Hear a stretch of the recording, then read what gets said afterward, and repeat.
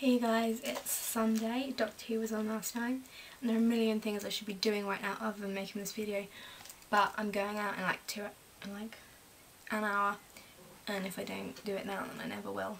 So, the unicorn and the wasp. It started off quite brilliantly with the Professor Peach found dead in the library, killed with the lead pipe piping. It's just a game of Cluedo, and the plot just carried on to be an Agatha Christie story, which, if you'd taken it seriously, you would have hated it. But if you kind of laughed at it, and I can't think of any other way to say it but laugh at it, make fun of it, then it's quite good. It was quite amusing. It's more the comedy factor on Doctor Who at the moment. Like, there's more of it, I think, than there was before. Yeah, so it was just an Agatha Christie story, which at the end you found out why, which was quite good. Sorry, I'm sitting on my chair. I shall stop that now. But it brought it full circle, and you kind of went, oh yeah, because the wasp thinking that's how life should be. It was just a big cliche with the locked doors, and as soon as someone knew something, they'd die. Just your basic murder mystery. Except the murderer was a giant wasp, which did give a Doctor Who twist on things. And then it was kind of it was the whole maybe it's you element to it, which was good. And I quite like to see Doctor Who like that, and questioning people, and they were lying. I was all alone, all on my own, no one else around. I just went for a walk on my own, all alone, lonesome. And then it was just with his boyfriend, which was good. Oh, the Doctor had one of his monologues, as he always does, which I love when I listen to him go on about stuff. It just makes me want to think better, if that makes sense. Like, you kind of think, why can't I phrase things like that? And Agatha says that she loves their wonderful nonsense, and yeah, that describes the Doctor pretty darn well. Oh, and on to the plucky young girl that helps him out. I quite like Donna in this one. She had quite a few funny lines with her amazing powers of protection, and you kind of felt sorry for her when she came out screaming about a giant wasp, because she sounded like such a sissy, like, oh my god, a giant wasp. When people say giant wasp, you kind of think it's just a big wasp, but it was a giant wasp. And when Doctor and Agatha were going, you know, and now you, Reverend. So he's the murderer. No. Oh, so she did it.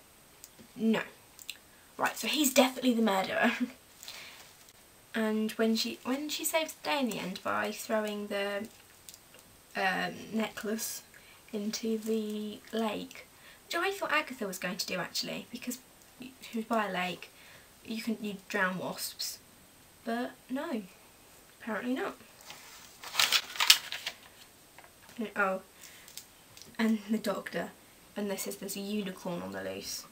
Oh great, where? Well, he's the Doctor, of course he loves unicorns and whatnot. And I'm not sure if part of me thinks they're running out of ideas when they do this, when they keep linking back to previous series, and they say, when Donna was said, oh, when Charles Dickens was really surrounded by ghosts and Christmas, which was quite good.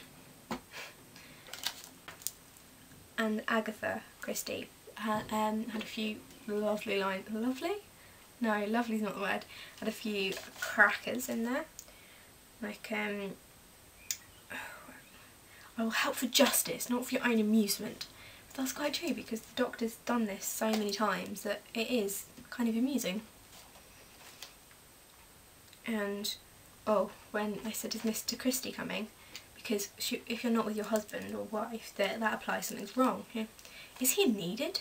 Can't a woman make her own way in the world? Oh yeah, too right. Oh, and the box at the end, that was brilliant. He just rips up the floor, gets out this box, and he's saying, C for this, and that was great. Oh, and the unicorn. So I've got my notes here and I'm just trying to get them all done, even though I've been talking for 6 minutes, so I'm going to have to edit this down a lot. Yeah, a unicorn then becomes really common. I ain't no killer. That was brilliant. And Donna kind of did that when you said you were going to the toilet, and Donna goes, "Oh, I know, if she was really posh she would have said Lou." Which kind of just shows Donna's view on the world. And that's actually my aunt who's Swedish.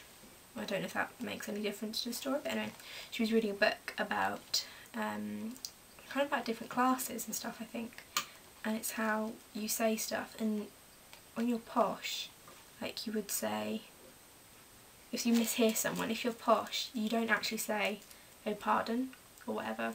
If you're posh, you say "what," because, or if you're upper class, you say "what" because you're better than everyone else, so you can be like that.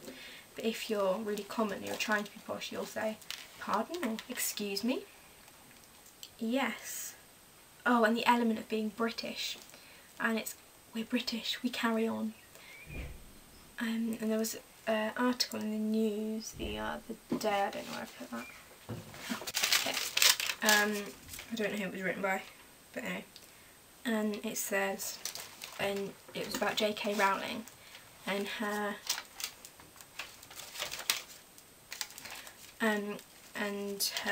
lawsuit against, you know what I mean, I can't bother to explain it.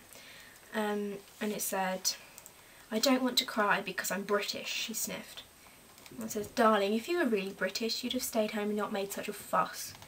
Go on, slap. I kind of wanted to slap the writer actually, but never mind.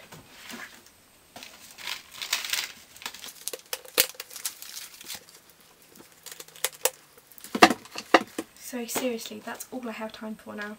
And I need to edit this and tidy my room before I go out. I'll have to do my homework when I get back. Oh, I need some research for coursework. Ugh. So, yeah. Bye. Ah, I do not believe I did not mention the kiss. How did I manage that? I mean, the doctor's life was saved, although I think it would have just regenerated if he hadn't done that, but anyway. His life was saved with ginger beer, walnuts, salt, and a kiss. He has to kiss every companion, doesn't he? Which we love. So that was a nice little surprise. And oh my god, I must have thought about it so much that I just forgot to put this in. Ah! And I'm sorry this is really blue. I don't know why it is. I think it's because my room, well, obviously I think I know why it is, because my room is blue. But this is very, very blue.